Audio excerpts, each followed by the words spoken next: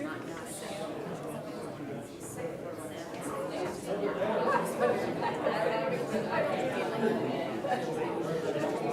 you're kidding? No.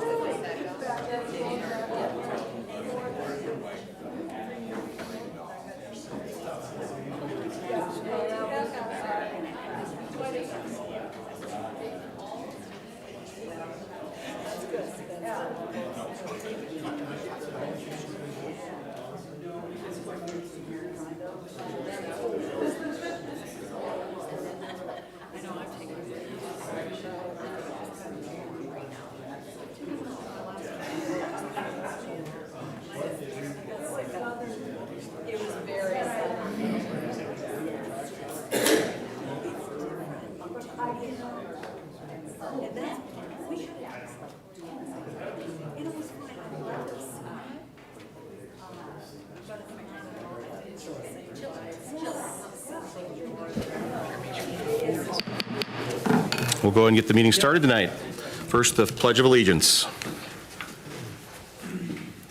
I pledge allegiance to the flag of the United States of America and to the republic for which it stands, one nation, under God, indivisible, with liberty and justice for all.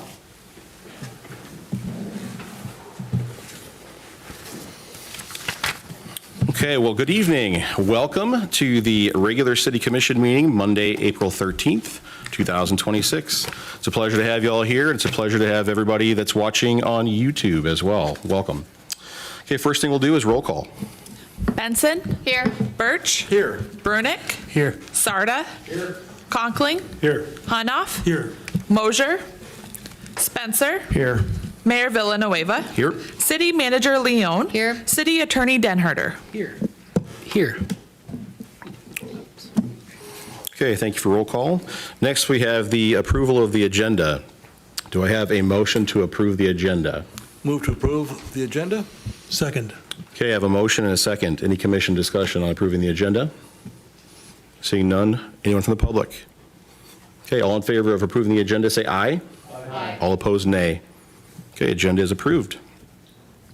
Next, we have to approve the minutes of the regular meeting of March 23rd, 2026, and the work session meeting of March 30th, 2026. Do I have a motion to approve? So moved. Second. Okay, we have a motion and a second to approve the regular meeting minutes of March 23rd. Any discussion on that? Yes, Commissioner. Oh, nope, no discussion. Okay, anyone from the public? Okay, seeing no movement.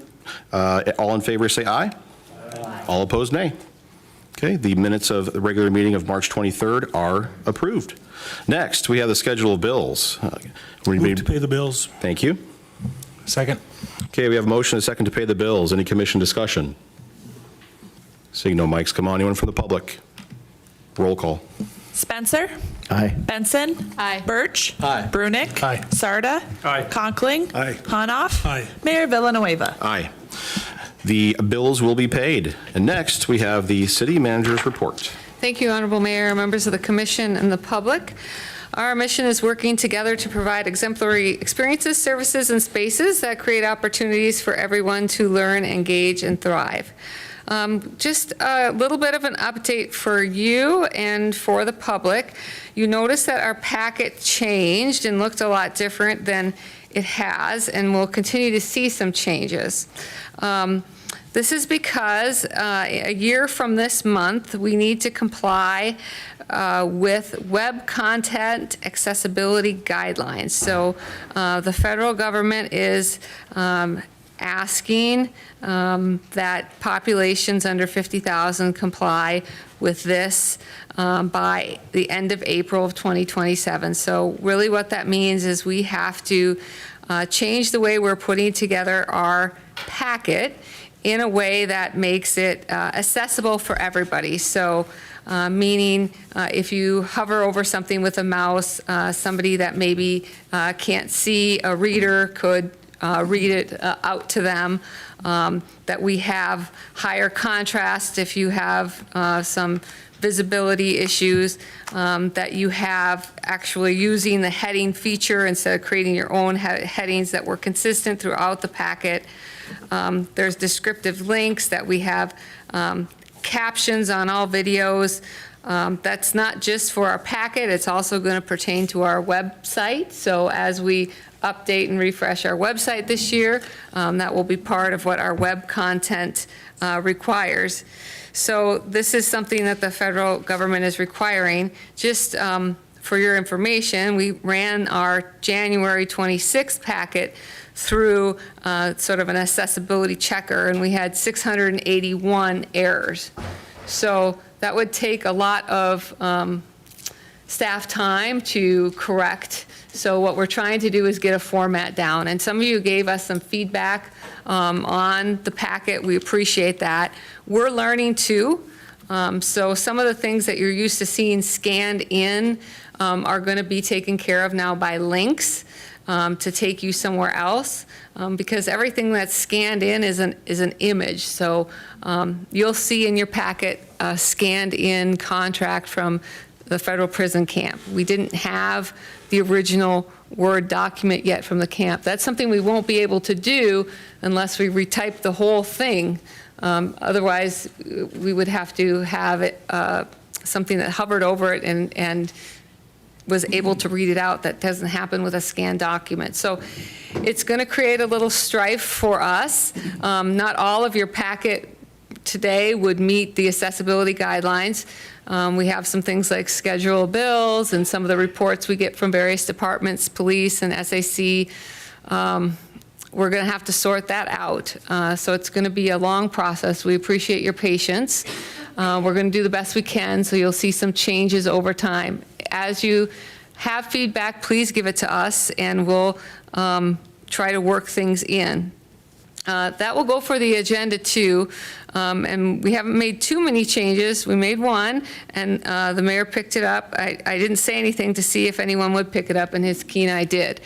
So we did split apart public appearances and scheduled appearances, and this was more formatting really than ADA compliant, and so just wanted to get feedback on that. We have a lot of folks that ask for proclamations, and then we have some things tonight like the Summit Activity Center report. Those are more or less planned. Typically those don't spring up. We know about them. We're contacting people, and so we schedule those more. So we thought we'd put those in a separate section. We don't want to take away somebody's ability to have a public appearance. We can't take that away. It wouldn't take it away. It would just give an idea of what proclamations we have that evening, and if there's a scheduled, maybe United Way coming or something like that. So if you have some feedback. Also, you'll notice in your packet that you don't see the signature of the department head or my signature. You also don't see, when somebody's applied for a license, their cell phone number or their signature. It's a good time to shore up some cybersecurity and some things like that. We really shouldn't have our wet signatures out there around on the internet. Unfortunately, as you know, there's people that have nefarious intentions, and we really don't want our signatures out there. So somebody's feedback to me was it would be nice if there was something in the packet indicating that I concurred with the item as we used to. So we'll make that change, but having a wet signature probably isn't a good idea. And we haven't included the actual application for an alcoholic beverage license. If it's in the packet, we have the application, it's available. If somebody really needs to see it, they can come. We're not trying to hide any information, but transparency is going to need to work more as a relationship instead of government giving an information dump to everybody. So we want to keep people's information private as well, and we don't want to expose anybody just because they're trying to do business with us. So appreciate everybody's patience and understanding with that. It'll take us a year to get there, I'm sure. In the same vein of having some patience, Luke Yeomans is unable to be with us this evening, and he was excited and enthusiastic about his public presentation on the SAC as well as some other items on the agenda. And so we, Lisa and I and Todd, are going to give as enthusiastic of a report as we know Luke would try to give you, and we're going to do as good of a job as we can. If you have technical questions, we might have to get those, bring those back to you at a later time, but he has good news, and so we want to bring that news forward for him. So appreciate your patience on that. With that, Mayor, I'll let you get to your business because I know you have a long agenda, but happy to answer questions. Thank you, City Manager. Commissioners, do you have any questions for the City Manager? I just have a comment.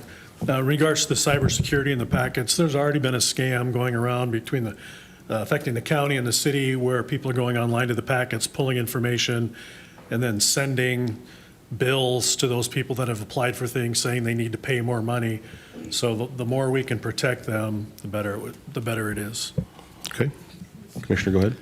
I do have one question for the city manager. Can you give us an update on the progress of the citywide cleanup and how long residents have to either have goods picked up or dropped off by them to the transfer station? I will ask Adam to give you the exact date. I do believe they have gotten through the neighborhoods, but I'm not sure exactly on the close date for the free drop-off. Adam, would you mind providing that date? So the crews should finish curbside pickup tomorrow. Hopefully by noon tomorrow, they'll be done with the curbside pickup. And the free drop-off at the transfer station goes through Saturday. Okay, good question. Anybody else? Commissioner, go ahead. Yeah, I just want to give a shout out, Amy, to the Park and Rec crew for their work at the Summit Center. They had to close off the upper side there for new flooring, but it turned out really nice. And I'm sure that was a lot of work to move a lot of equipment, but shout out to Park and Rec crew and whoever else helped out with that. It was a nice improvement. Awesome. Commissioners, do you have any feedback right now for the packet, the way things have changed? Do you like it? Good with it? Nothing? Okay. I do have one thing, again, like Amy and I just talked about before we got started here tonight. Again, the public appearances, one of the things that I think we need to be careful of is that we have on here 3 minutes, and I typically always try and stay to that 3 minutes. I usually, if it goes over, let someone land the plane, so to speak, so they have time to do that. And if that happens, I always give the next people in line the same amount of time to be able to make their point as well. But one thing I'd want to be careful of as we do that, if we have 3 minutes written on here, I want to make sure that then we also have written, especially if a person from the public has a presentation, if they bring a PowerPoint, or if they have something, a larger thing they want to talk about and actually have some documents to show us, I want to make sure that people have time to be able to do that. So I would just be cautious of that, or at least cognizant of that we give people enough time to be able to make their point well. So that's all I have on those two things. Okay, again, Commissioner, anyone else? All right. We'll move on to public appearances. So this is the time right now for public appearances I just spoke about.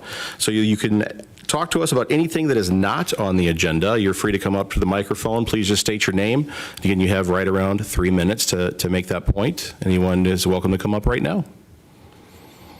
Okay, I'm seeing no movement in the room, so we'll go ahead and move on from public appearance. And we do have many scheduled presentations, which is very exciting. And so first, we do have some proclamations today. And the very first proclamation that I have the honor of reading, also I had the honor of introducing or welcoming the GFWC Yankton's Women Club to Yankton on Saturday. I was really happy to do that, and it was an honor to do that. And so now I get to read your proclamation.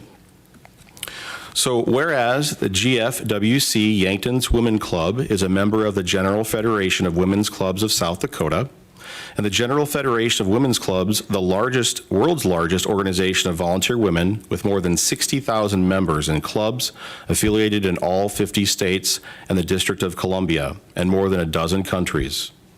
And whereas the GFWC Yankton's Women Club is a volunteer service organization which has been actively serving the community for 131 years. And whereas the GFWC Yankton's Women Club is the largest of 4 clubs in the South Dakota Federation, which promotes community service. And whereas the object of the GFWC Yankton's Women Club is to train women to be leaders and to encourage a sense of volunteer service in women. And whereas the General Federation of Women's Clubs of South Dakota has developed many leaders and volunteers in our communities and throughout the state of South Dakota, and whereas the General Federation of Women's Clubs of South Dakota is celebrating its 136th anniversary of April 24th, 2026. Now therefore, I, Mike Villanueva, the mayor of the city of Yankton, do hereby proclaim April 24th, 2026 as a General Federation of Women's Clubs Day and recognize the contributions to our city by the volunteer members of the GFWC Yankton's Women's Club. Congratulations. Now, would someone like to come up to the microphone and make a little speech? Maybe.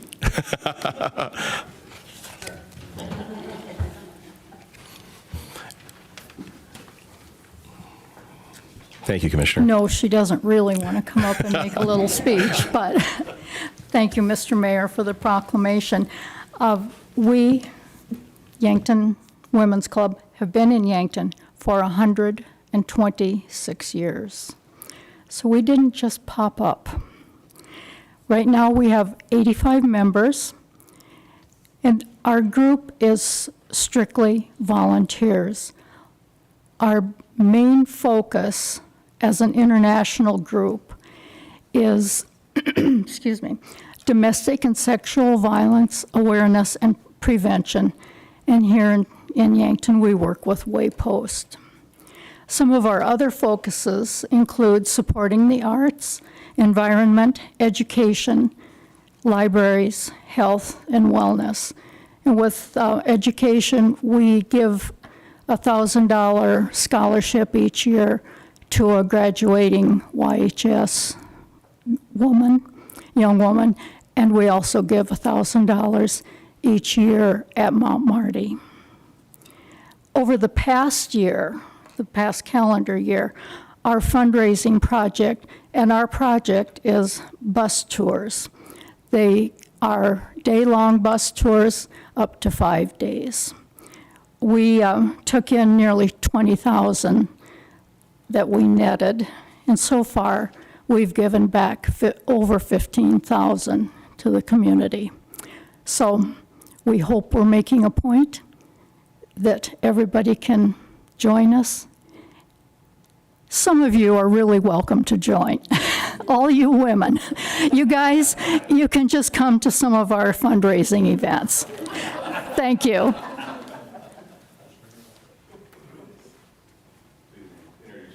Please introduce yourself, Pauline. Pauline Ackland, outgoing state president for GFWC, South Dakota. I just wanted to share, the reason I joined is the first year that I ran for city commission and did not win, I think that was 2007, GFWC had a forum, and I believe there was like 6 or 7 women that were running that year, and so they only invited the women. But when I heard this Mary Stewart's Collect for Women, it really touched me. And so I want to share that with you, and I have a copy for each of you too. It says, "Keep us, O God, from pettiness. Let us be large in thought, in word, in deed. Let us be done with fault-finding and leave off self-seeking. May we put away all pretense and meet each other face to face, without self-pity and without prejudice. May we never be hasty in judgment and always be generous. Let us take time for all things, make us grow calm, serene, and gentle. Teach us to put into action our better impulses, straightforward and unafraid. Grant that we may realize it is the little things that create differences, that in the big things of life we are at one. And may we strive to touch and to know the great common human heart of us all. And, O Lord God, let us forget not to be kind." And that is the reason why I joined GFWC in 2007 and why I'm still a member. So, these are words that everybody should follow. So I just wanted to share that with you. Thank you. Couldn't agree more. Thank you, Pauline. Now, we do have 4 proclamations this evening, so you're one of 4. So please, everybody, stay here. Once we get through all the proclamations and the speeches, we'll go over there and take a quick picture for everybody, and then I'll come back up here and we'll continue the meeting. Okay, anyone else from the GFWC? Wonderful job. Thank you. Okay, we'll move on to our next presentation, or excuse me, our proclamation. And this is for Arbor Day.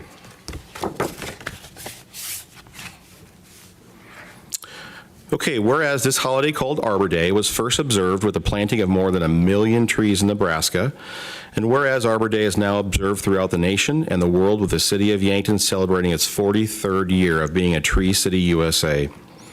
And whereas trees can reduce the erosion of our precious topsoil by wind and water, cut heating and cooling costs, moderate the temperature, clean the air, produce life-living oxygen, and provide habitat for wildlife. And whereas trees are a renewable resource giving us paper, wood for our homes, fuel for our fires, and countless other wood products. And whereas trees in our city increase property values, enhance the economic vitality of a business area, and beautify our community. Now therefore, I, Michael Villanueva, Mayor of the City of Yankton, do hereby proclaim April 24th, 2026 as Arbor Day in the City of Yankton, South Dakota. I urge all citizens who celebrate Arbor Day and to support efforts to protect our trees and woodlands.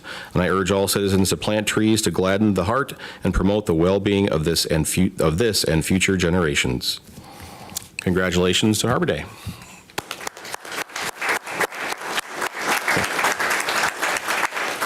It looks like we do have a speaker. Thank you for that proclamation. Again, hopefully everybody realizes that Yankton, South Dakota is celebrating America's 250th this summer. And so we have a task force and we have got a celebration going on where we want Yankton to plant 250 or more trees for 250 years this summer. So a couple things to mention. Of course, we extend an invitation to join the City of Yankton and keep Yankton beautiful on Arbor Day, Friday, April 24th at 10 a.m. in Phantom Memorial Park. Just south of the play structure area, we're going to plant 3 Black Hill spruce trees. So please check out Yankton SD Celebrates America's 250. That's our Facebook page. We'll post also on the Yankton Park and Rec Facebook page, but please follow that to see about this event and other events that'll be coming this summer. We want people to photograph and document if they're planting trees, and we'd like to post those photos on the Yankton SD Celebrates America's 250 Facebook page and add the hashtag Yankton250. Next, if you listen to the radio today, you might have already heard some of this. Have you heard the quote, "To plant a tree is to believe in tomorrow"? Well, that's exactly our intention. The City of Yankton invites Yankton residents to celebrate Arbor Day in the nation's 250th by planting a tree, and we will provide the trees. 250 trees for 250 years. On April 23rd, stop down to Riverfront Broadcasting, 1019 Broadway parking lot, and pick up a free sapling for you to plant. Giveaway begins at 7 a.m. on April 23rd, and it's 1 tree per vehicle. So get a free tree sapling Thursday, April 23rd at Riverfront Broadcasting, 1019 Broadway Avenue. We want you to plant your sapling, take your photos, put them on Facebook, hashtag Yankton250. Third, we hope residents of Yankton have heard about the Boulevard Tree Planting Reimbursement Program that the City of Yankton has. City of Yankton will offer a 75% reimbursement up to $150 maximum total reimbursement for a tree purchased and planted in city-approved locations in or near the boulevard or rights-of-way adjacent to your property. Information about this program can be found on the city's website, on the Urban Forestry webpage. The city would love, again, to have people utilize this program, especially in 2026. Take pictures, post them on our Facebook pages, whether it's Yankton Park and Rec or the Yankton SD Celebrates America 250, hashtag it Yankton250. Again, 250 trees or more for 250 years. Finally, we want to remind residents and non-residents of our Tree Memorial Sponsorship Program. For $600, someone can create a lasting green environment in memory of someone special for themselves or their family for generations to come. The fee covers purchasing the desired tree, picking the location in one of our parks, planting the tree, and having a granite stone inscripted with a name and a short message that gets placed at the base of the tree. A tree can serve as a loving and living remembrance of a special someone, and this is another way we can build on our legacy in 2026 for 250 trees for 250 years. Again, information about this program, Tree Memorial Sponsorship Program, can also be found on the city's website on the Urban Forestry webpage. Thank you. Great, thank you, Todd. I would say hashtag awesome, hashtag let's go Team Yankton. So, very good. Okay, next we have the National Library Week. Okay, whereas libraries spark creativity, fuel imagination, and inspire lifelong learning, offering a space where individuals of all ages can explore new ideas and be drawn to new possibilities. And whereas libraries serve as a vibrant community hub, connecting people with knowledge, technology, and resources while fostering civic engagement, critical thinking, and cultural enrichment. Whereas library partners with schools, businesses, and organizations, connecting the dots to maximize resources, increase efficiency, and expand access to essential services, strengthening the entire community. And whereas libraries nurture young minds through story times, STEM programs, and literacy initiatives, fostering curiosity and a love of learning that lasts a lifetime. And whereas libraries protect the rights to read, think, and explore without censorship, standing as champions of intellectual freedom and free expression. And whereas libraries, librarians, and library workers across the country are joining together to celebrate National Library Week under the theme, Find Your Joy. Now therefore be it resolved that the City Yankton Commission proclaims April 19th through 25th, 2026 as National Library Week. Residents are encouraged to visit their local libraries this week and beyond, exploring their numerous resources and celebrate all the ways that libraries draw us together as a community. Wonderful, great job. Congratulations. And I'm hoping I have a speaker. Thank you for that. We are excited to celebrate National Library Week this coming week, the 19th through the 25th. And we have an open house coming up at the library on the 19th from 4 to 6, so the public is invited to come out for that. We'll have tours of the library. We'll be touring the back of the house too, and we'll have members of our library board, friends, and foundation there, so you can have a chance to visit with them and see how they support the library. And we'll also have posters up that we had at our listening session. So if you didn't get a chance to vote yet, you'll be able to do that and tell us about features that you would like to see in a new library project. Some of the other things that we have going on for the week, we will be focusing on just the right note at the library. So Monday through Friday during the lunch hour, 12 to 1, we'll have different local musicians there. We'll have guitar, ukulele, and piano throughout the week. So you can have your lunch at the library. You can just stop by and listen to music. We're excited for that, something different and exciting for us to try this week. And adult craft is coming up. We are doing a book-themed paint by number. If you are remembering the paint by numbers as a kid, we're excited to do that for adults this month as well. And then to end the week, we have author Alan Eskins coming. He did books like The Life We Bury, and he has a new book called The Quiet Librarian. We are really excited to have him. We got him with kind of a perk of our outreach program. We had a little connection there, so we're excited to have him come and speak on Saturday, April 25th at 3 o'clock. So hope we can see a lot of community members in the library to help us celebrate. Thank you. Sounds good. Thank you, Dana. Anyone else from the library like to come up? No? Okay. Okay. Well, congratulations, library crew. Okay, next, last but not least, we have the National Public Telecommunications Week. So whereas National Public Safety Telecommunicators Week is an annual observance dedicated to recognizing the critical work of public safety telecommunicators, including 911 dispatchers, call takers, and emergency communications personnel who serve as the indispensable first link in the emergency response chain. And whereas the public safety telecommunicators of the Yankton Dispatch Center demonstrate exceptional skill, composure, and professionalism as they manage emergency calls, gather essential information, and coordinate timely responses by law enforcement, fire services, and emergency medical personnel. And whereas these highly trained individuals work under intense and often stressful conditions, providing calm, life-saving instructions and unwavering support to the public during moments of crisis. And whereas their dedication, expertise, and commitment to the public serve significantly contribute to the safety, well-being, and resilience of the Yankton community. And whereas National Public Safety Telecommunicators Week provides an important opportunity to honor, thank, and recognize these unseen heroes for their tireless efforts and vital role in protecting lives every day.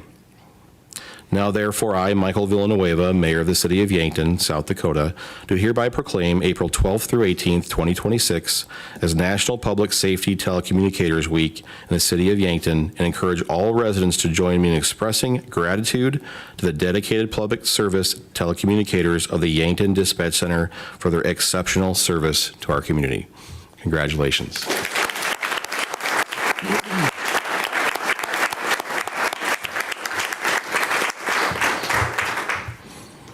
Please just introduce yourself when you come up to the podium. We will. Thank you, Mr. Mayor and members of the commission, for this recognition. For those who do not know me, I'm Julia Hussein, the supervisor for the Communications Center, the City of Yankton Dispatch Center. I am honored to be here with three of the heroes on my team tonight: Jennifer Paulsma, Nicole Knox, and Kelly Skrypek. I apologize, a couple of them were late, but they were just coming from 12-hour shifts having worked today. So I put down just a few notes that I'm going to follow, so I apologize that I'm not a speech maker. So the four of us represent more than a third of our team, and that's to cover 24/7 communication service for the city and county of Yankton. So we currently have 10 full-time staff. We're currently in the process of hiring our 11th, so we have one position open at this time. I crunched a few numbers. Our combined years of experience are in excess of 125 years, so we have some highly trained and dedicated professionals that are ready and willing to answer the calls 24/7 to help keep our community safe. A couple of stats I just put together for 2025, we answered 5,989 911 calls and 59,570 non-emergency or administrative calls, handled 20,049 calls for service. 2026 so far year to date, 1,503 911 calls and 15,900 non-emergency calls, 5,464 calls for service responded to. So we're busy sometimes, not all the time. And I couldn't do it without my team, and with the support of all of you. So again, thank you for the recognition, and we are happy to continue to serve the community.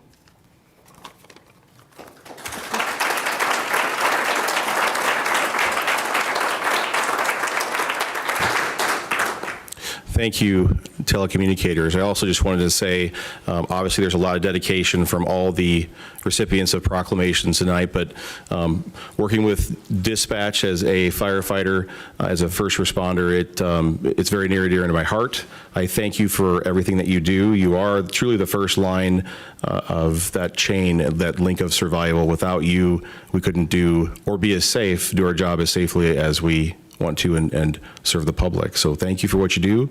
I appreciate you more than you will ever know. Thank you. So let's go ahead and take some pictures real quick, everybody.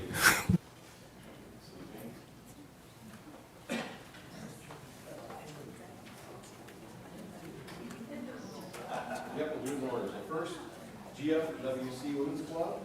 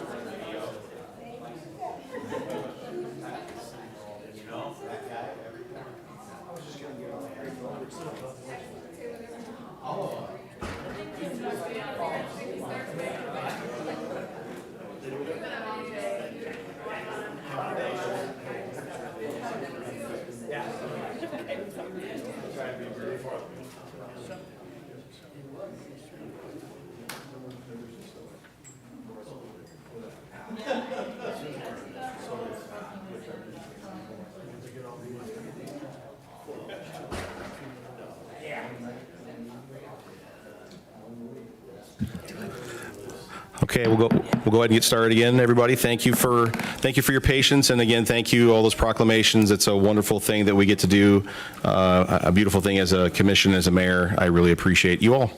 So thank you all for that. Okay, next we'll keep on moving right along to consent items. Oh yes, thank you. Okay, next we do have one more scheduled presentation. We do have the Summit Activities Center annual report, and Mr. Yeomans, again, couldn't be here, but Lisa, please go ahead and give the report. Good afternoon, Honorable Mayor, City Commission. In front of you, you'll have a packet, and it says the 2025 Summit Activities Center Annual Financial Report. So I'll try to keep this brief and concise. I'm not as fun as Luke, but I'll try. We'll get straight to the point with the numbers. So for 2025, our revenues were at $867,576. That was for the operation end. Out of that, $380,000 of that was general fund transfer. And then we go to the expense side of things, and that was $888,938. And that includes a portion of personnel, operating, and concessions. So out of that, I believe 58% of that is personnel expenses. Another tidbit I'd also like to add is our capital projects. That is what we pay for out of our, what we call our 506 second penny sales tax. That this past year was a little over $159,000. So that helps to pay for some of the new items you may see at the SAC, including the new treadmills and certain items such as that. So overall, for 2025, our cost recovery was at 46.5%. That does include the capital project. So some people ask, how much of my tax dollars went towards keeping the SAC operational? Well, without the tax funding, we're looking at over $501,000. So that's kind of helps us break even with that tax transfer per se. Towards the bottom, Dwayne, if you'd like to scroll towards the bottom a little bit, there is a good statistics on the attendance. So this is kind of where we hit home is 2025, people came to the SAC. People enjoyed the Summit Activity Center. Daily passes were up. Our fitness classes were up. Total attendance was over 95,000 people. Compared to the year before, we are just over 90,000. So that's something I think we can really be proud of. We can see that staff is taking a step towards making people wanting to come enjoy the SAC to its fullest potential. So that's something I got to give the Parks and Rec staff a lot of credit for. If you go to the second page, there's just some more graphics about revenues versus expenses. There is a detailed, if you like looking at the hardcore spreadsheet side, there is very detailed at the last page, but that's kind of where these graphs come from. So that kind of gives you an idea of our general fund transfer. It's kind of steadying out.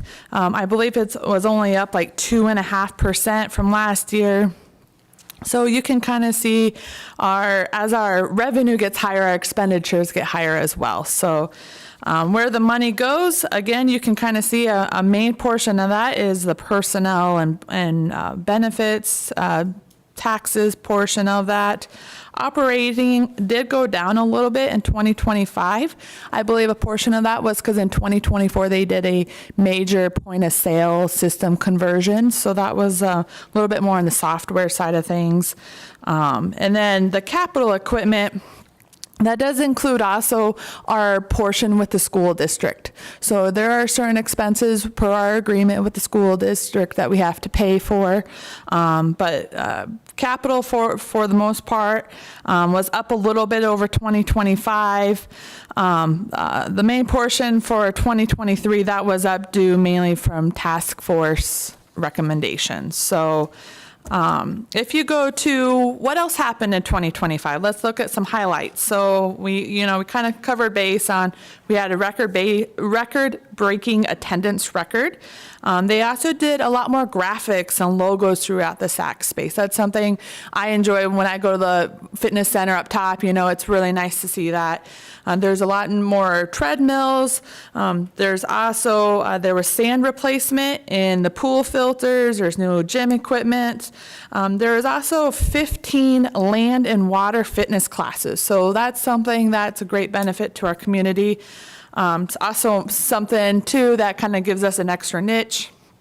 We also have record SAC programs revenue. So what does that mean? That means more kids are participating. We're having more kids sign up for the Safety City, the swim lessons, those kind of recreational summer programs that Parks and Rec is doing. So that is a big component too. And then we also had return of the Holiday Jam with the Haig Brothers. So that is something that we saw as something new this year that was a big success. So overall, I won't keep your time. If there's any questions on our end, Todd Larson and Amy are here as well to help answer any questions. Any questions, commissioners? None? Okay. Thank you. Thank you very much. Appreciate it.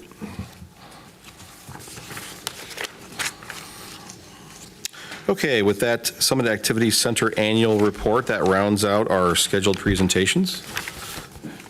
And next, we'll move on to consent items. Again, this is an item on the agenda that's going to be most likely non-controversial and will be acted upon by the commission at one time without discussion. So the first thing is, under the consent agenda, we have item 1, establish a public hearing for the sale of alcoholic beverages. Establish April 27th, 2026 as the date for the public hearing for a special on-sale malt beverage and retailer's license for 3 days, August 21st through 23rd, 2026, for the Yankton Area Riverboat Days, Inc. at the following location, Riverside Park. Do I have a motion to move the consent agenda? So moved. Second. Okay, we have a motion and a second. There'll be no discussion, so all in favor say aye. Aye. All opposed, nay. And anyone abstaining? I will abstain, as I was part of that group before. Okay, so the consent agenda is moved. Next, we have old business. So this will be the second reading and public hearing of ordinance number 1106, regulating temporary street closures. Consideration of memorandum number 26-74, recommending that the City Commission adopt ordinance number 1106 in Chapter 14, Motor Vehicles and Traffic, Article 7, Parking, Division 1, regulating temporary 12 closures outside the downtown Meridian District, and 4 parades. And excuse me, that was Article 12, Parking. Commission, do I have a motion to approve that? So moved. Second. Okay, so we have a motion and a second. Commission, do you have any discussion that needs to happen or any explanation on this? Okay. Seeing none, then we'll go ahead and do anyone from the public. Seeing no movement, roll call. Benson. Aye. Birch. Aye. Brunick. Aye. Sarda. Aye. Conkling. Aye. Hanoff. Aye. Spencer. Aye. Mayor Villanueva. Aye, motion passes. Next, we have new business. First item under new business is the introduction and first reading and establishing the date for a public hearing for temporary parking lot closure. Consideration of memorandum number 26-75 recommending the City Commission introduce, conduct a first reading and establish Monday, April 27th, 2026 as the date of the public hearing for the Olson Pest Technician 60th Anniversary Open House, special event requesting a public parking lot closure on the west side of Broadway Ave, north of West 2nd Street and south of West 3rd Street, located next to 229 Broadway. Commission, do I have a motion? Introduced. Excuse me, thank you. Yes, introduced. Okay, it is introduced. Thank you, Commissioner. Okay, next, under new business item number 2, the Housing and Redevelopment Commission appointment. Consideration of memorandum number 26-76, recommending approval of the mayor's appointment to the Yankton Housing and Redevelopment Commission. Commission, what's your pleasure?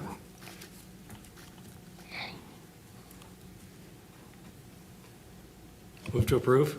Okay. Second. Okay, we have a motion and a second. Any commission discussion on the appointment? Seeing no lights come on, anyone from the public? Roll call. Mike, you might mention who. Birch. Hold on for 1 second. Let's back up. So let's, Amy, would you mind covering that, please? Sure. Camille Mertens is our Housing and Development Director, and she had a position that nobody had submitted for a period of time, and individual by the name of Heaven Wicken had expressed some interest, and Camille sent some information to us that Ms. Wicken had expressed interest in, has been coming to the meetings, and so she had recommended to the mayor or requested to the mayor that Heaven be appointed to sit on the Housing and Redevelopment Commission. So that's what I know. Okay, so I just want to say welcome to Heaven if she's approved, and thank you to Camille for bringing that forward to us. And again, if we approve that, she'll be appointed to that commission. So again, I already had the motion a second, so we'll do roll call again. Birch. Aye. Brunick. Aye. Sarda. Aye. Conkling. Aye. Hanoff. Aye. Spencer. Aye. Benson. Aye. Mayor Villanueva. Aye, motion's approved. Okay, next we have item 3, special events alcoholic beverage license and transient merchant license. Consideration of memorandum number 26-77, recommending that the City Commission approve the application from Rock and Rumble Inc. for a special on-sale liquor license and transient merchant license for one day, June 13th, 2026, for the Rib Fest and Chislic Fest at Riverside Park. And before I entertain a motion on this, I know that Mr. Dayhoff had dropped some stuff off and has something to say about this, so please step up to the mic. Thank you.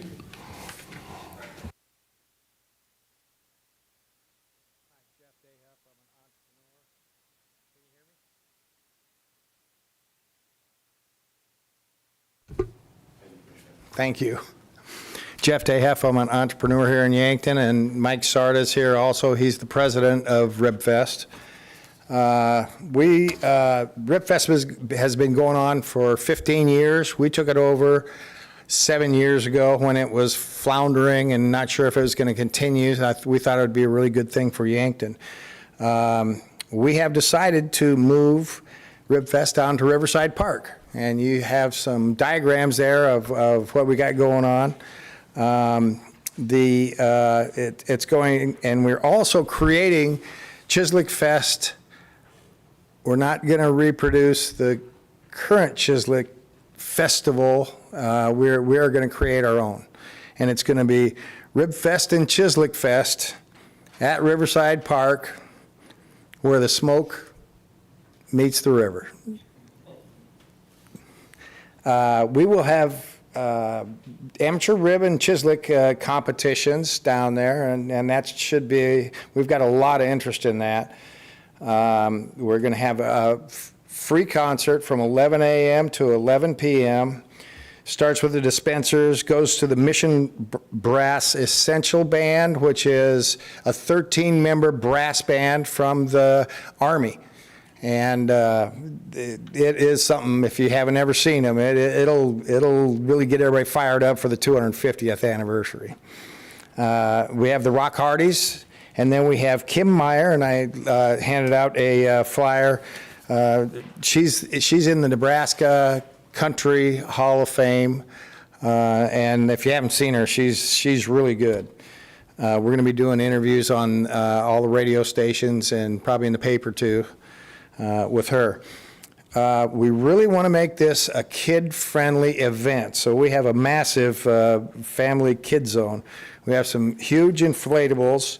We have a jungle gym that the city provided us, and we're going to use that. So it'll all be right by where the jungle gym is. We have a 4-H carnival. They're going to have not the rides and stuff, but just games and things like that. Face painting, and our character artists, we can't find one. So if anybody knows one, we could sure use some help on that. But we did replace that with a magician that's going to be performing for the kids and kind of going around in the crowd and everything. We also have an exciting new game, The Prize is Right. And I think you probably can figure out what that's after.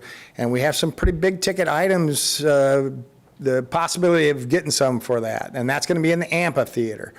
And that should be, we're having somebody else run that. So I hope that turns out really good too. I'm sure it will. We have mechanical bull riding.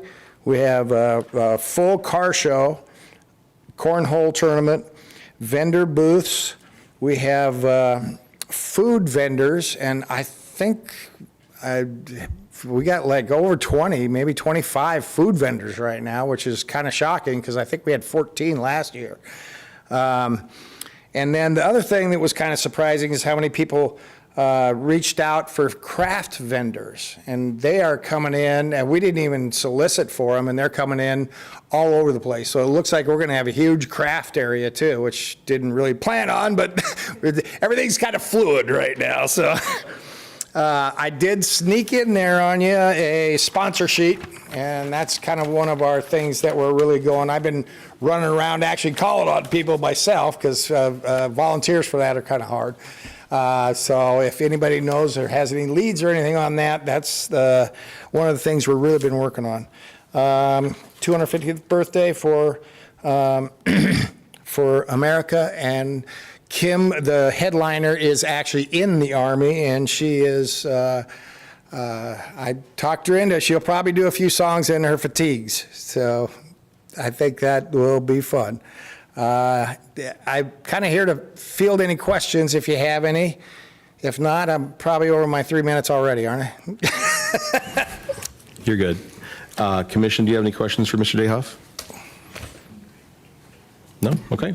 Thank you very Appreciate much. it. We're Thank you very much. excited about it. Okay. Now that we all know all about it, Commission, do I have a motion? Move to approve. Second. Okay, so I have a motion and a second. Commission, again, any more discussion? Anyone from the public? Roll call. Brunick? Aye. Sarda? Aye. Conkling? Aye. Hunoff? Aye. Spencer? Aye. Benson? Aye. Birch? Aye. Mayor Villanueva? Aye, motion passes. And Mr. Dehoff, thank you for all your work on that. It should be great. Okay, next we have item number 4.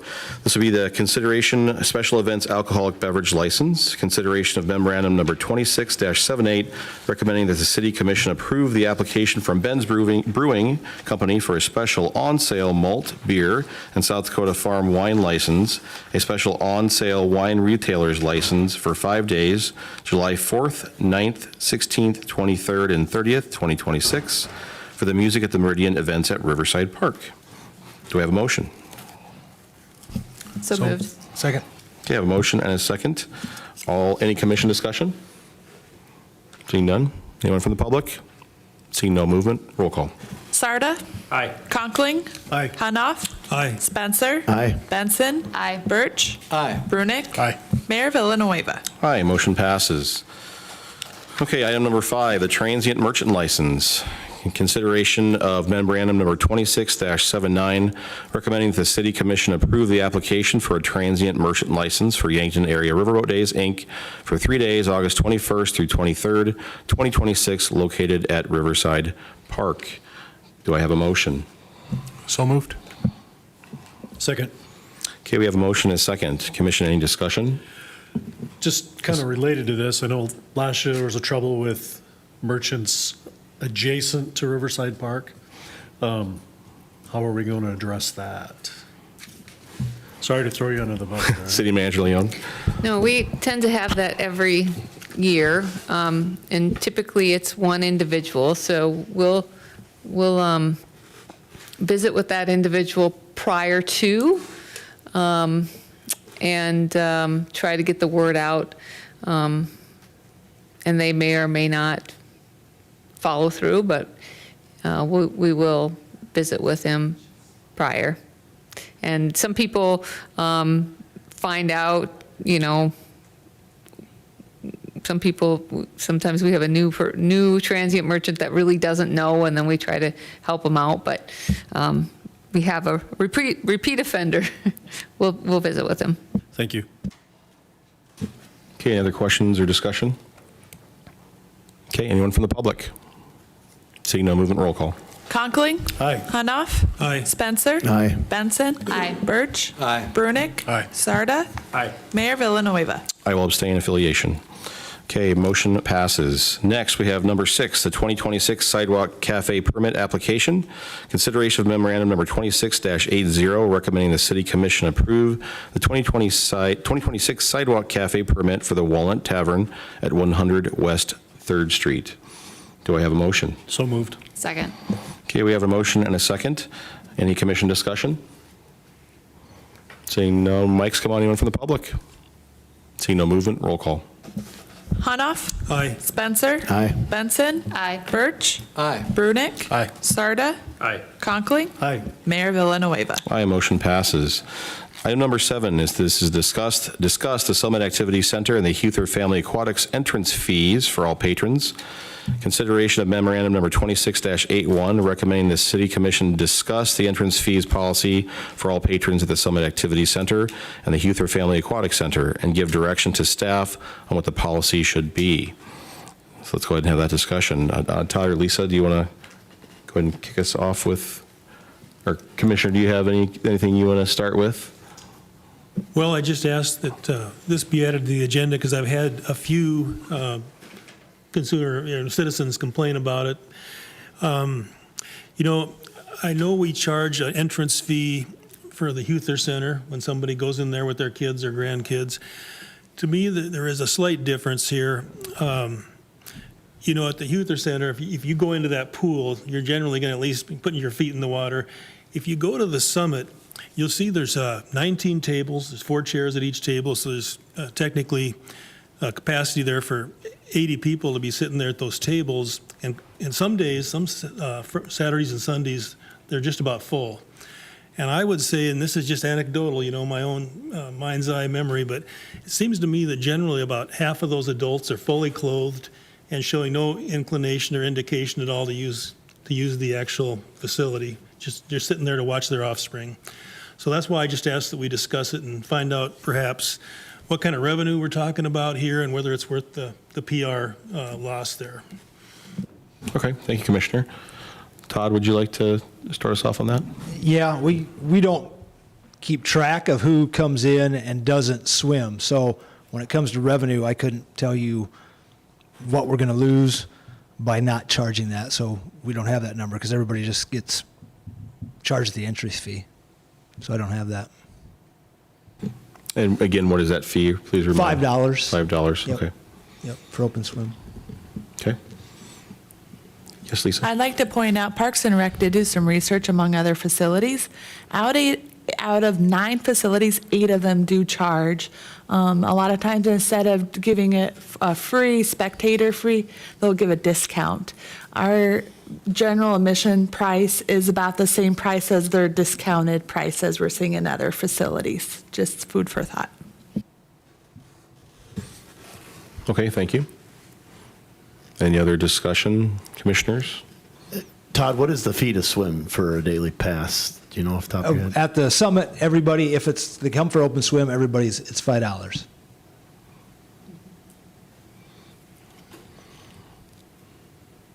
Any other questions? No, so I mean, there's really no discount for those who don't want to swim. I guess that's my, No, right? no. It's the same for everybody. Yep. Okay. Commissioner, go ahead. As we looked at the information that was in the packet, Lisa, could you talk about some of the fees of other facilities? We're talking about a discounted rate of $5. That I saw, it looked like there was a discounted rate at some places for $5, but could you talk about the fees for open swim at these other facilities? I'm not the one who directly contacted these other agencies. However, from my understanding with Luke was a lot of their pass fees are higher than our daily $5. So, So just, there's a couple of examples in the packet.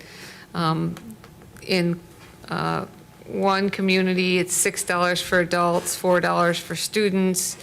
There's, at an indoor facility, $7 for 3 and up. There's a non-swimmer rate for $4. One is, goes by, I guess, how tall you are, which is interesting. $10 for under 48 inches, $12 for over 48, and then 3 and under is free. Sioux Falls has admission, let's see. There's 18 and over, $7 fee, 3 to 17, $4 fee, and it looks like a 2 and under. Our neighbors, Vermilion is $6 for 7 and up, and then $6 and under are free. They're not all of the communities we contacted had rates, it seems like. There is also the opportunity for folks to, because of some of the connections that have been made through the library, there's an opportunity to check out a pass. So if somebody really couldn't afford swimming, open swim at the summit, you can check out a pass, and that would allow 2 adults and kids, up to 4 kids to come. And really, if you wanted to, then you could also, each adult, so if you had 2 adults in the family, each could do that one time, so you would have per month, so you would actually have 2 opportunities to do that per month. So same with grandparents, assuming that their kids live in town or their grandkids live in town, they would have adult kids that could do that for them with some planning. So there is an opportunity. I don't know if that happens in the other communities, but that's something we have since we went away with the Guppy grant. That was a partnership that was formed for the Huther, but it works so well that we've used it for the SAC and other facilities. Yes, Commissioner, go ahead. Conklin. I can go both ways on this. I understand the concern, but at the same time, first of all, I don't want our people to have to measure anybody walking in. But, I mean, I'm sure they're busy enough that they can't monitor. Somebody could say they're walking in just to observe, but they could go into the bathroom change and actually use. And it's only $5, so in my opinion, I don't think it's an issue. If there's options like Amy mentioned, I just don't want to make it any more difficult on our employees. Commissioner Burdick, did you have something? I didn't. I was going to say thank you for the information that I had asked for. Okay. Anyone else? Okay. Well, again, this is discussion, so we're not going to take any action on this, but I think, yes. Yes, please come up to the mic.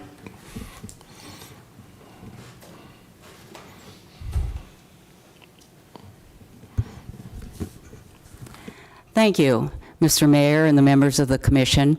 I want to begin by first saying thank you. You are doing a yeoman's job in leading our city, and I can appreciate what you're doing and also understand.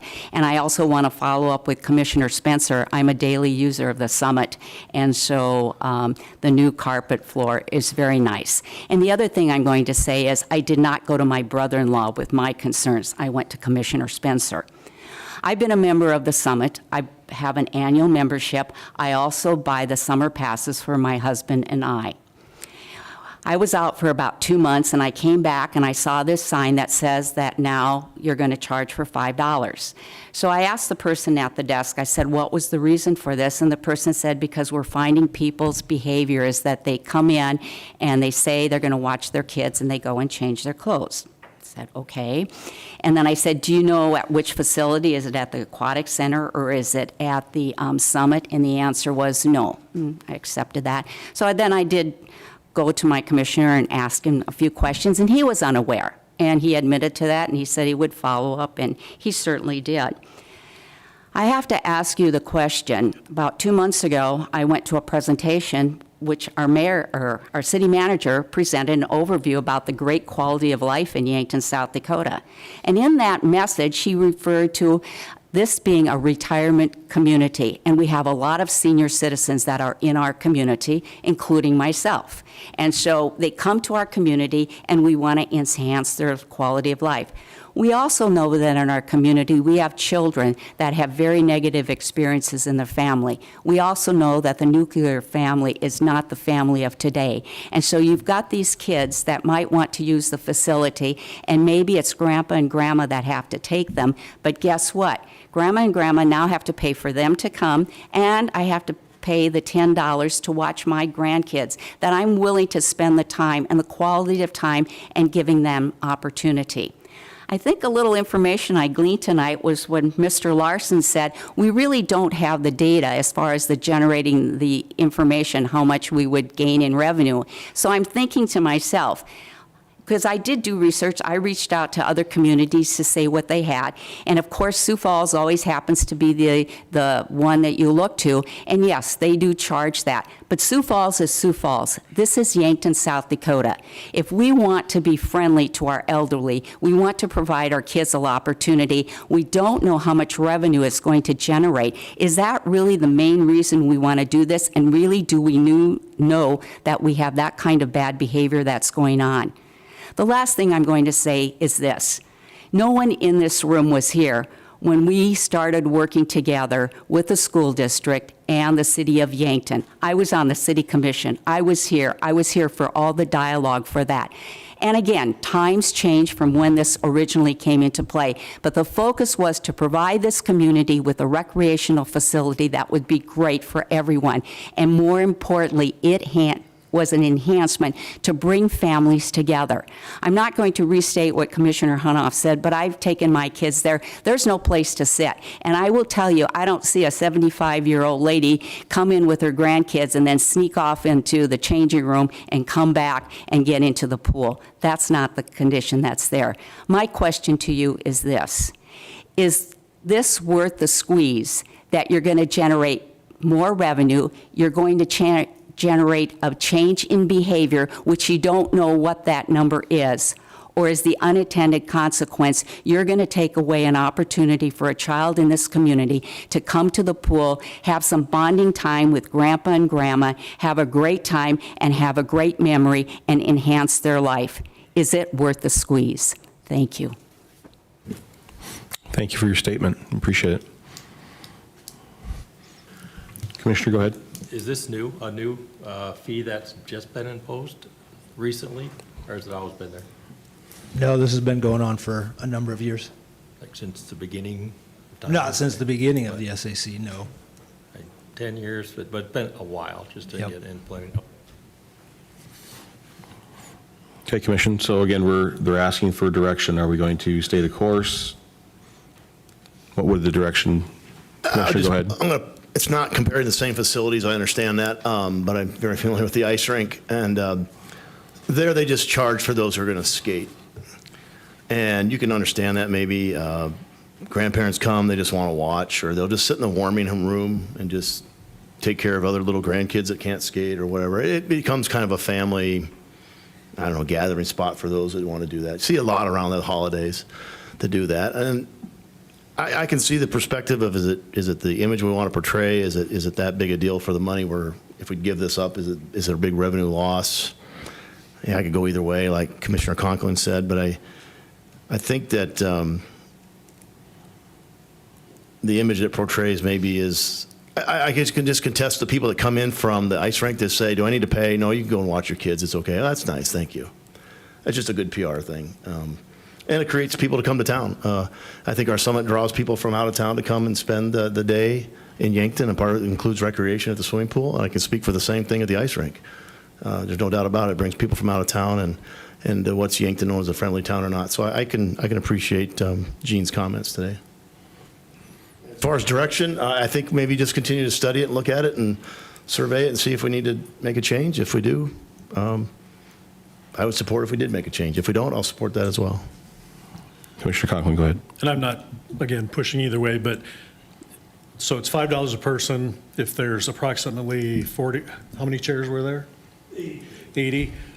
You know, if they're all full, that's $400. $400 plus a weekend day. That just gives you an idea. Multiply that by how many weeks. So just food for thought. Sure.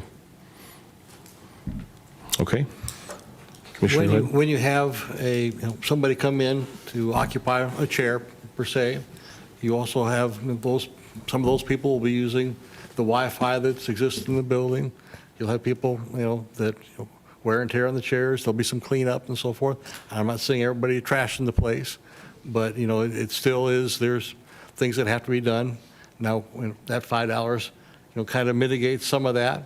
But, like Commissioner Spencer and Conklin, I'm kind of torn on this subject as well. But there are some financial ramifications too. Okay, so should we continue to study this then and look at it, keep looking at it and move forward as we look at it, maybe come up, revisit this in the future? Without making it difficult on the pool supervisors, would it be possible to have them just track for a month or so how many of those $5 spectator fees, just so we get an idea of what it really is? Is that possible without causing a lot of problems?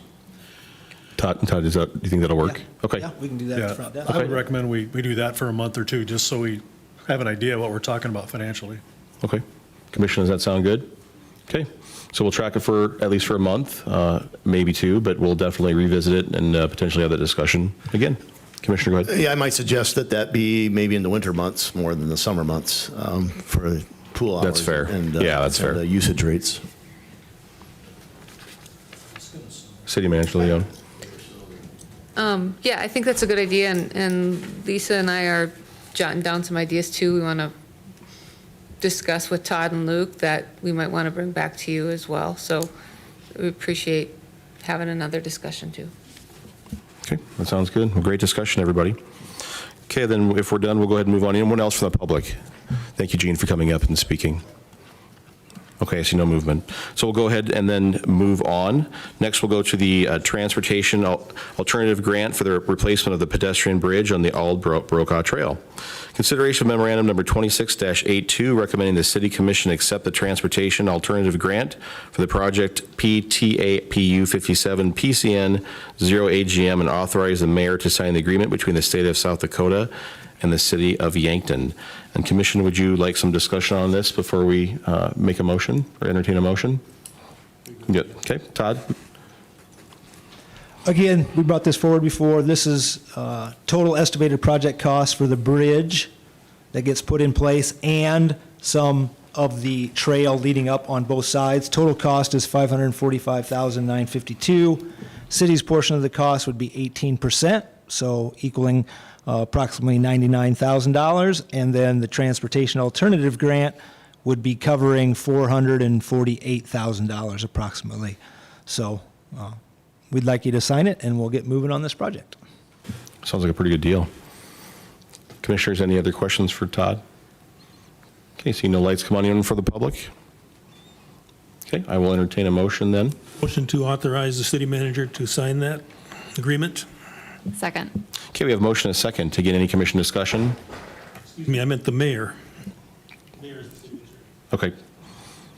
So is that okay with the second? Okay, I just want to make sure that we're, yep, so okay, with the motion and the second for myself to sign that, for authorization. Okay, so we'll go ahead and again, get any more commission discussion? Anyone from the public? Roll call, please. Spencer. Aye. Benson. Aye. Birch. Aye. Brunick. Aye. Sarda. Aye. Conkling. Aye. Hanoff. Aye. Mayor Villanueva. Aye, motion's approved. Next, item number 9, Land and Water Conservation Fund Grant for the Fox Run Park enhancements. Consideration of memorandum number 26-83 and resolution 26-21, recommending the City Commission authorize City Manager Leon to sign the letter of intent and adopt resolution number 26-21 to apply for the 2026 Land and Water Conservation Fund Grant in the amount of $50,000 for the enhancements to Fox Run Park during the construction season in 2027 and 2028. Commission, do I have a motion? So moved. Second. Okay, we have a motion and a second. And Todd, would you touch on that for us, You bet. please? And again, I'd like the minutes to show, if Lisa's taking minutes, that this is a public hearing for us going forward with this grant. Again, we look at our playground equipment, and roughly about 30 years is what we're going to get out of a play structure before the plastic starts to deteriorate, and then you can no longer get replacement parts. So we're coming up on that for Fox Run Park. But then also as a part of this, not only do we want to replace the playground structure, right now underneath it, there is foam. The fall material is sand, which meets no ADA accessibility requirements whatsoever. So we would like to switch that out to the engineered wood fiber chips that we have in some of our other parks underneath the playground.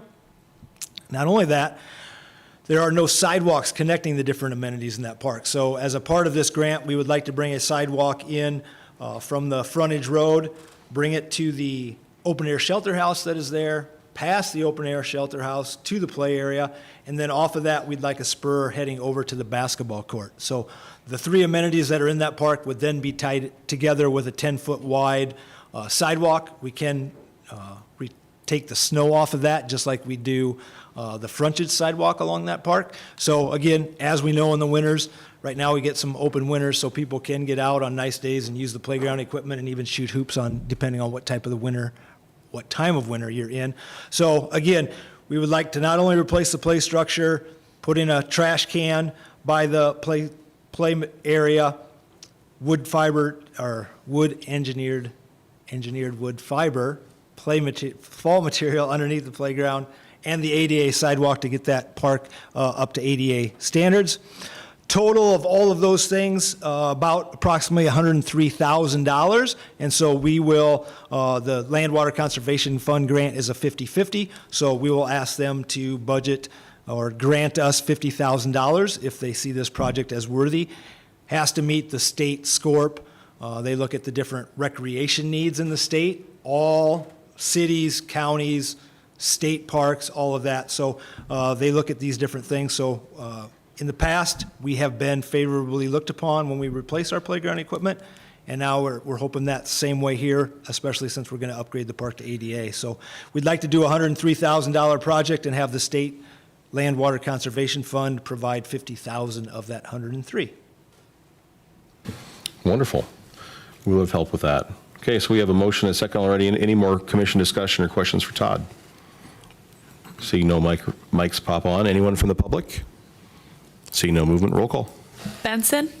Aye. Birch. Aye. Brunick. Aye. Sarda. Aye. Conkling. Aye. Hanoff. Aye. Spencer. Aye. Mayor Villanueva. Aye, motion passes. Item number 10, the contract for inmate labor between Unicor and the City of Yankton.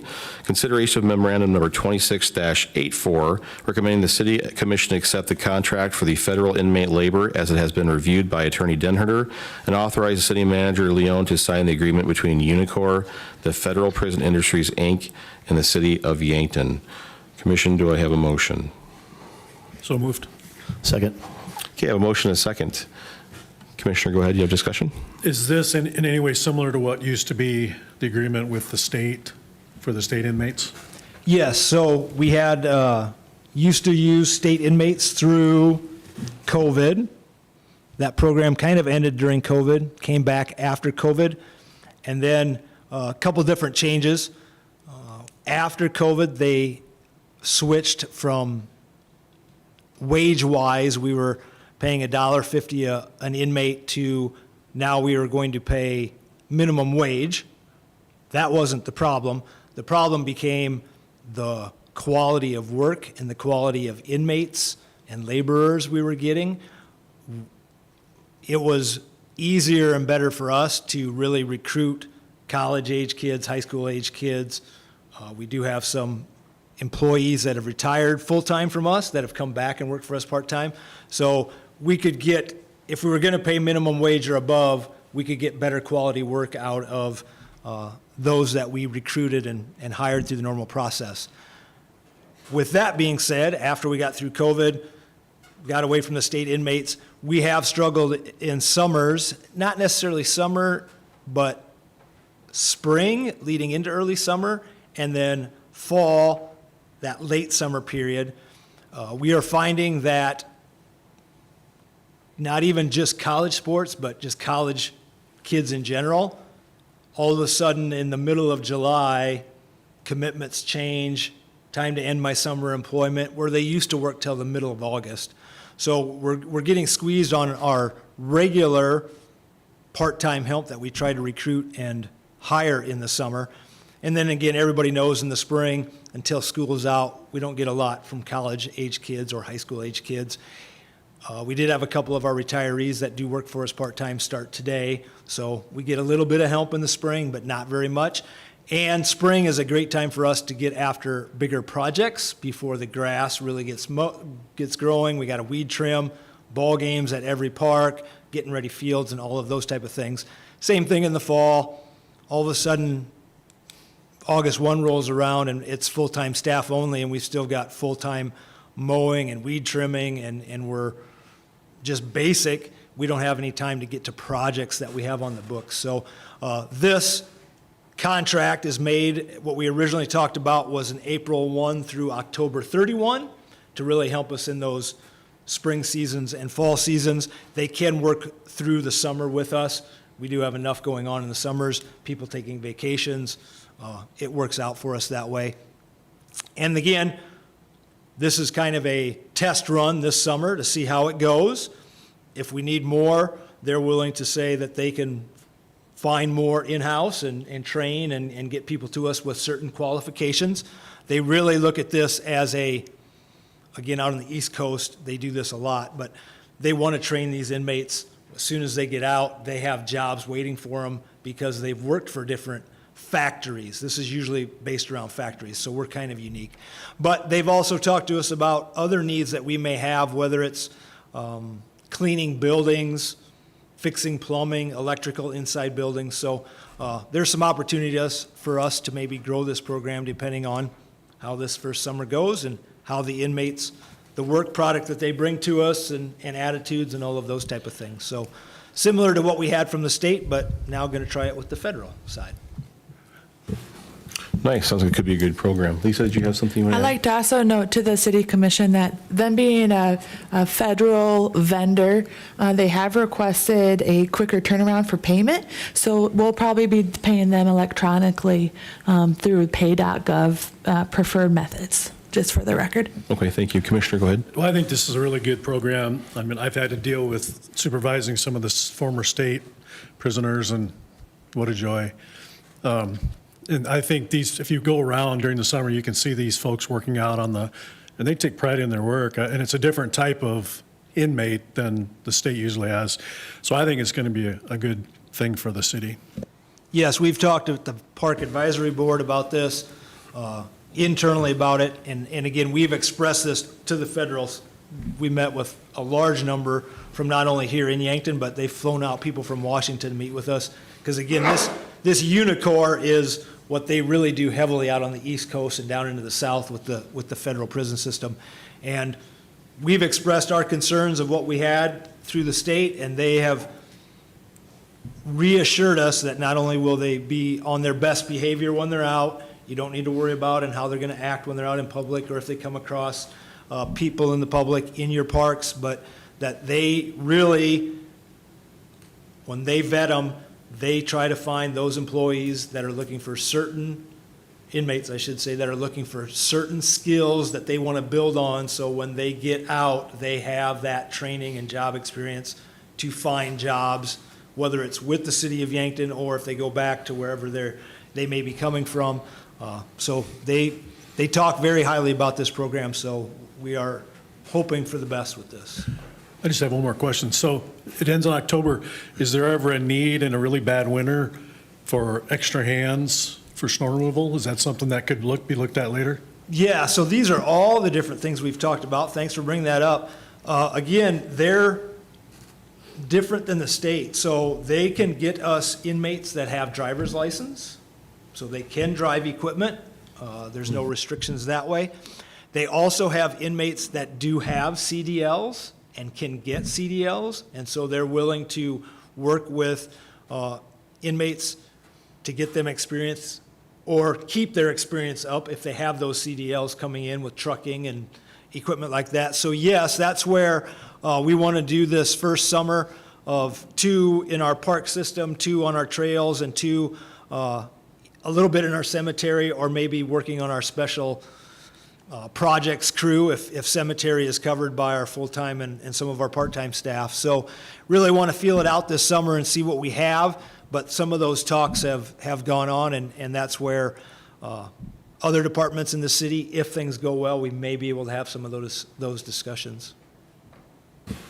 Good questions. Todd, so you're saying if they have a CDL or a driver's license, so I've gone through the inmate training, working with Riverboat Days. Now, typically, they're not leaving your site. Now, are they potentially then driving on their own? Is that what you're saying? So as we have this set up, similar to what we had before, so our employees in the parks in the summer, unless it's really, really hot weather, then we adjust. But 7 a.m. is our start time and 3:30 is our end time. They take a half-hour lunch. So what we've talked about with the inmates is our employees start at 7. Those that are going to supervise them will go pick them up at 7:15, 7:30, bring them. The federal system is going to provide them with snacks and lunches. And we talked about water bottles. Again, think about water bottles that you can strap around and carry with you and refill, because we have water bottle fillers in our parks, and they'll be back at our park shop. We have sinks, City Hall, what have you that way. So we've talked about that. They can go on their own, but we need to have eyes on them at least every 2 hours. So again, we've talked about figuring out how we can have work crews, such as on the trail, where if the full-time staff, again, we will not use part-timers to supervise inmates, our full-time staff that goes with them can show them what we're mowing and weed trimming today, can also do some mowing and weed trimming, and then within that 2 hours, come back and make sure everybody's still where they're at and doing what they're supposed to. So we don't need to have eyes on them the entire time, but again, they want us checking in every 2 hours or less.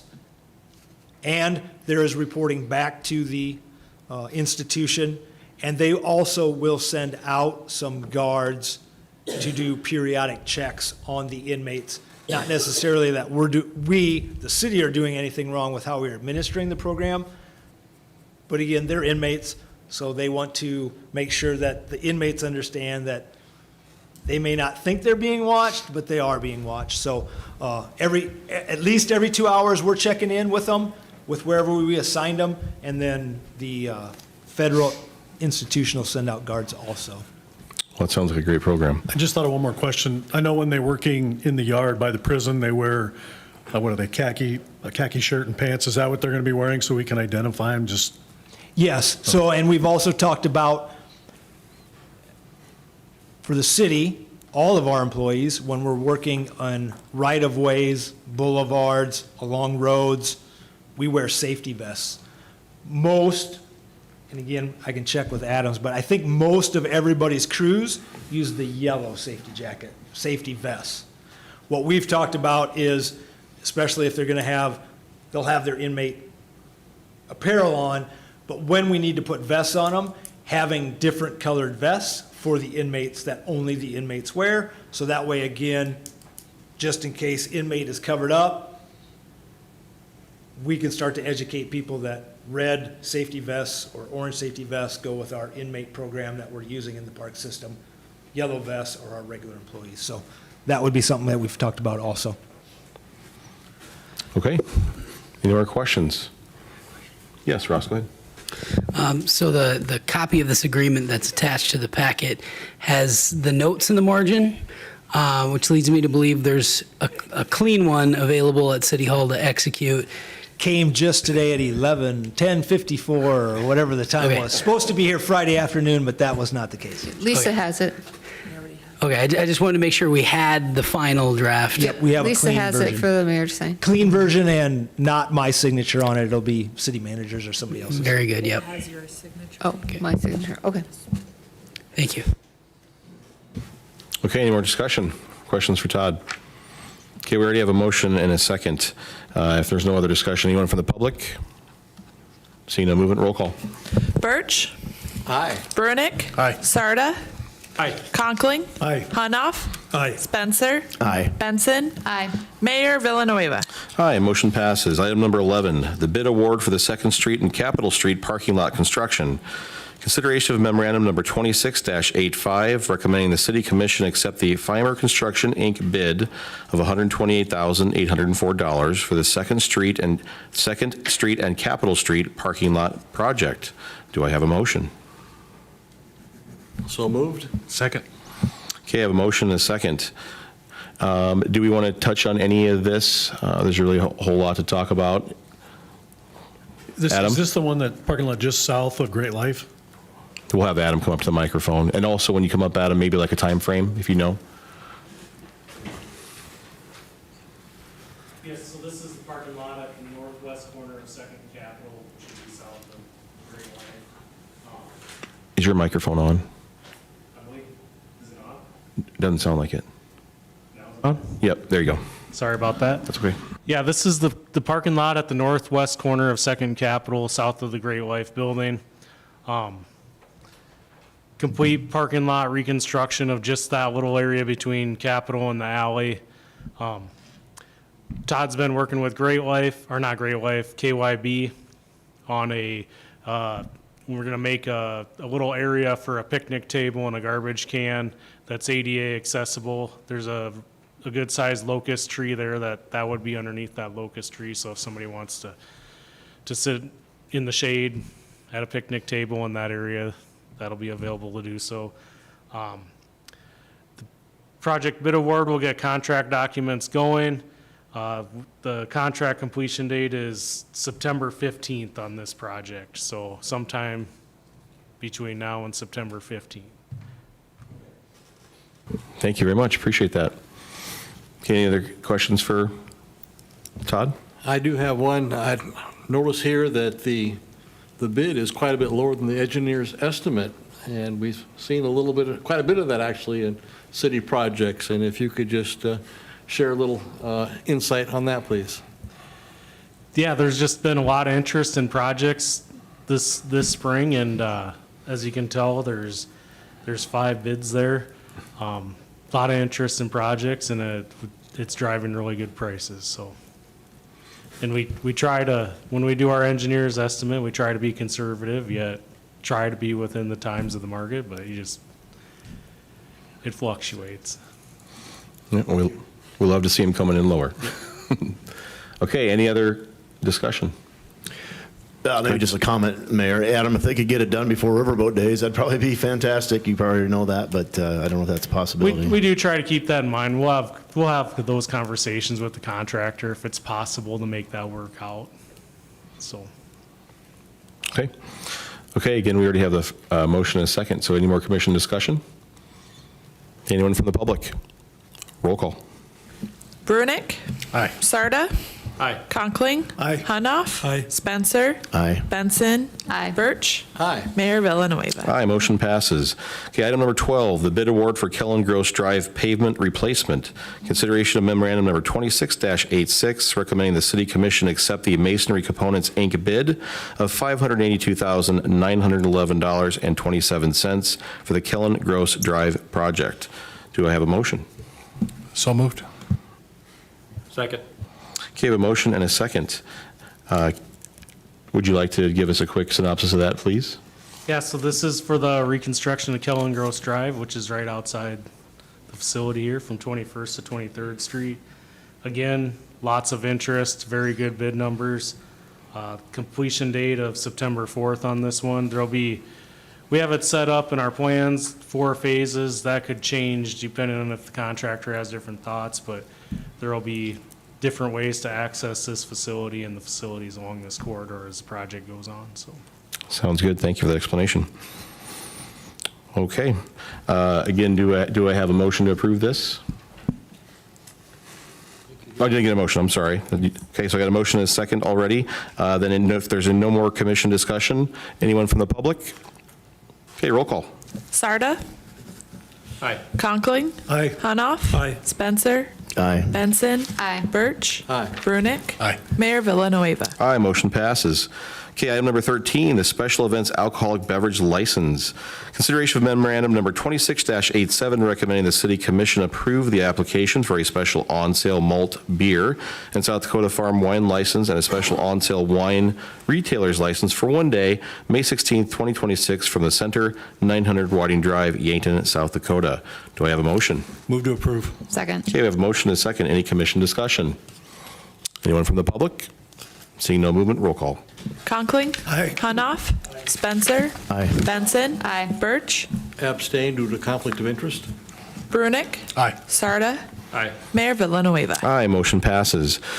Item number 14, this is an introduction, first reading, and establish the date for a public hearing for temporary parking lot closure.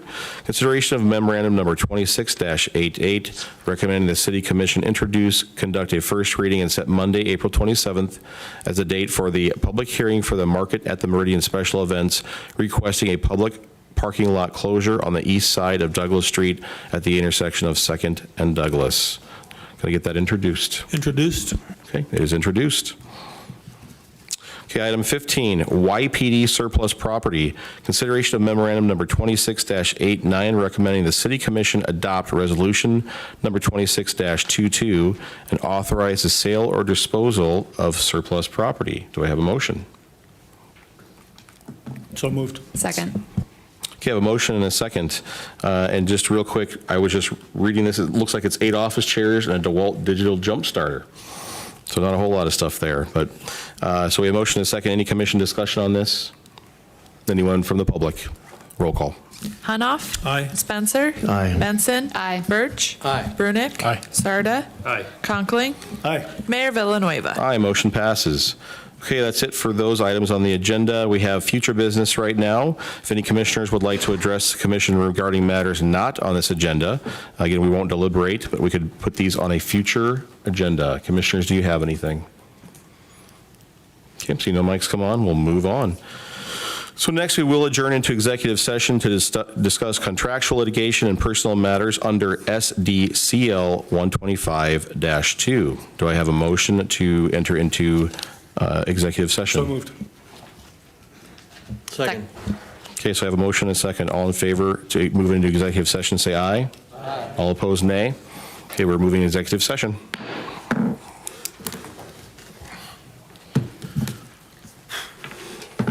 Take a quick break. Okay. Brad is going to join us for the first part. No action. For the Who is? Brad. Okay. For some development.